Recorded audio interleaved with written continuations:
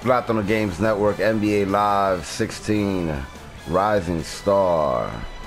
I'm playing as my player, Carlos Torres, star point guard for the Boston Celtics against the Milwaukee Bucks. This is midway through the season. I need to pretty much win most of my games to secure a playoff spot.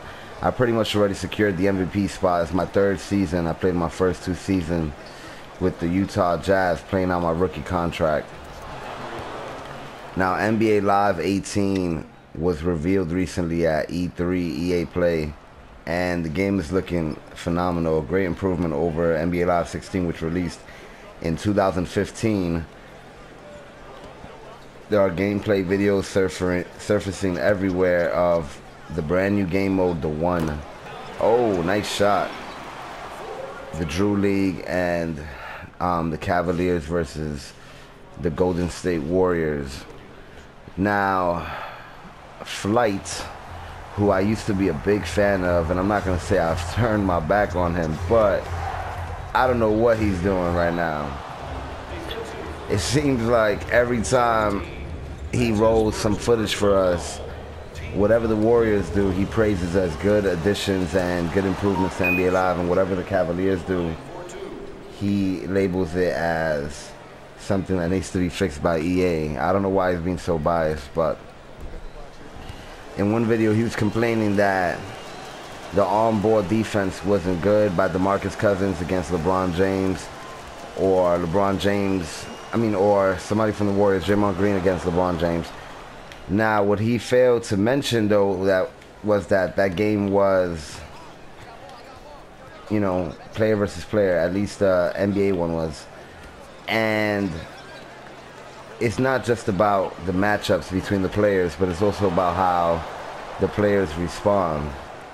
So maybe that player, whoever was controlling DeMarcus Cousins, as well as Draymond Green, maybe they failed to match up against the offensive player, and that's why they got past them. But somebody else using the same control sticks would have reacted properly and stopped both players.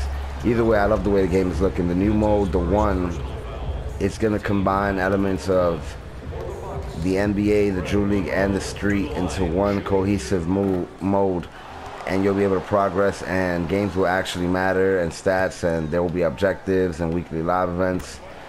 I think this is a great mode to challenge NBA 2K, because a lot of the NBA 2K players, fan base, consumers, whatever you want to call them, they love their park mode, and park mode is severely flawed. The servers act up, and at the end of the day, it's just online matchups, online street ball. Whereas this new mode, The One, it's going to be street games that matter. Some against the AI, some with online connection and another player. And those games are actually going to matter. Like I said, it's a different mode. Oh, nice dunk. He flew. Ronnie Smith with the huge dunk. So I'm very excited to see the new fans that start playing NBA Live this year. It's interesting to note that NBA 2K18 rather, still does not have any gameplay footage out. No trailer, no leaked footage. All you have is a bunch of people making fake videos, trying to get free views and easy views. Whereas live, you have a bunch of game footage, trailers, press conferences, and they're actually gonna release a free demo for the public sometime in August that will answer most people's questions. I don't feel like the demo is gonna represent the final game, so I don't want you to make your final call or final judgment call on how the demo plays. There's always a launch patch that improves the game severely. But I definitely like what I see so far. Everything moves that much smoother. There seems to be more interactions between the players when it comes to how they bump into each other on the court. And EA hasn't even talked about the other modes that I'm looking forward to, like Ultimate Team, regular exhibition, whether or not you can edit the rosters. It's a very exciting time to be a basketball fan. If NBA 2K18 shows me something that I like, guess what? I'm going to purchase both games. But right now, I'm definitely set on getting NBA Live 18. It's the game I look forward to every year. I was very disappointed last year when NBA Live 17 didn't come out. But when they explained their reasoning, I was optimistic. They basically said that it'll make no sense to release a game in January and then try to promote another game in October or September, that it made more sense to focus on one title, and that's NBA Live 18. NBA Live 18 is most likely what NBA Live 17 was going to be, except the roster is going to be updated and the game's going to be that much more improved. It's a different game. They abandoned work on NBA Live 17 and moved it to NBA Live 18. Now, my guess is what they originally planned to be NBA Live 18, which will release as NBA Live 19 now, is going to finally feature the Frostbite engine. And that's something that EA is adding to all their other franchises. Once that is added to NBA Live, it's going to definitely, you know, spark some conversation. It's definitely going to be huge for the sports industry when it comes to video games.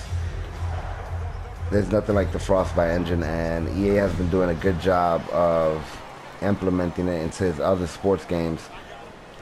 So that being said, NBA Live got their name out there with NBA Live Mobile. It has about 10 million downloads, I believe. I could be wrong, but it definitely has over 1 million downloads, which is far more than NBA Live 16 sold. And that got the brand back out there. And now with NBA Live 18, when they just started dropping footage and people started moving it around and started getting some traction, it happened at a time that, as I said, 2K still doesn't have any footage. So people are still wondering what 2K is going to offer this year. And NBA Live already has a bunch of footage and more footage coming out and more announcements to be made. They haven't even announced the cover athlete, which I hope is going to be KD. I think if you're a consumer and you go to the store and you see NBA 2K18 with Kyrie Irving and NBA Live 18 with KD, it'll speak volumes to which game you should give a chance. Kyrie Irving did not finish #1 at the end of the season. Kevin Durant did. If NBA Live 18 sells well, which I see it selling well because all the conversations about it and all the comment sections seem to be very positive. So if NBA Live 18 sells well, just imagine what people are going to think when they see NBA Live 19 with the Frostbite engine. EA has done it before. They have reclaimed their throne in a couple different genres. For a while, they were falling behind with the first-person shooter genre after losing the Medal of Honor developers to Activision, and they were able to come back with the Battlefield series. For a while, Tony Hawk was dominating the skateboarding scene, and EA created Skate, and it made Tony Hawk's skateboarding games go out of business.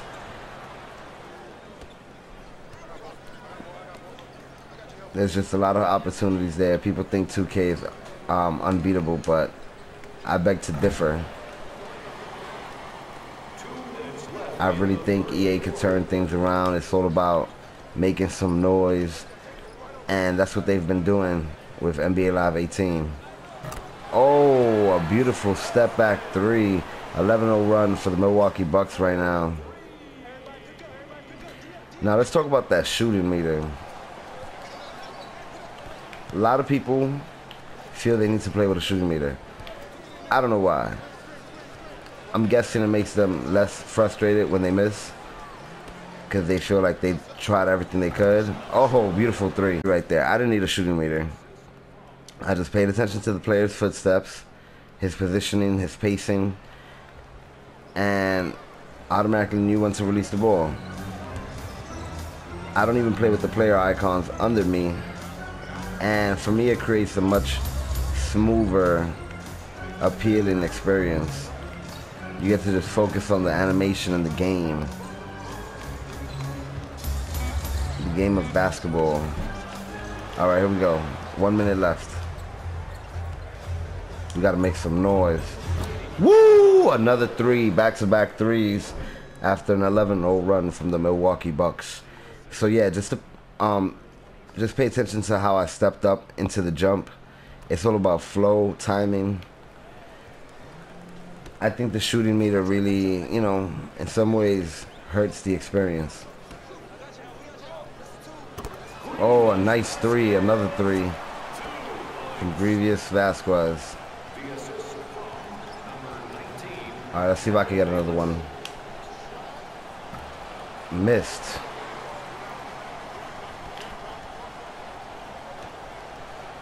"37 seconds left." Oh.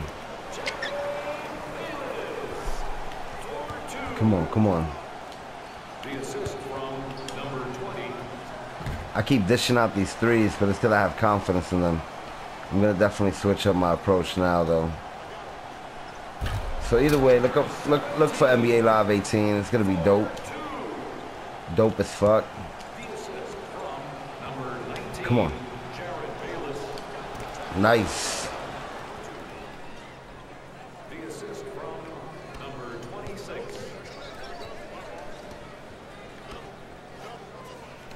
Oh, wide open. And he makes another one. At least that one was for two. Alright, let's see if I can make a three.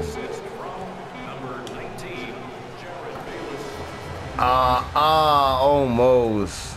Thanks for watching. Subscribe for more videos. In the second quarter, I'm going to switch to the 2K camera. Peace.